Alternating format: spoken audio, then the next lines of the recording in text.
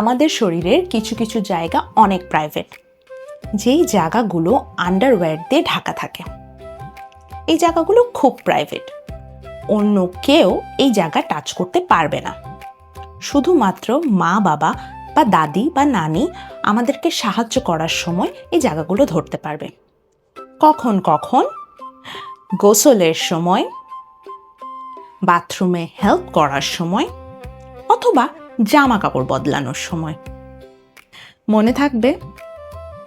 হ্যাঁ, তবে doctor uncle আন্টিও কখনো কখনো ধরতে পারে আমাদেরকে, কিন্তু তখন অবশ্যই আমাদের মা বাবা বা দাদি নানি সাথে থাকতে হবে, অথবা তাদের অনুমতি নিতে হবে।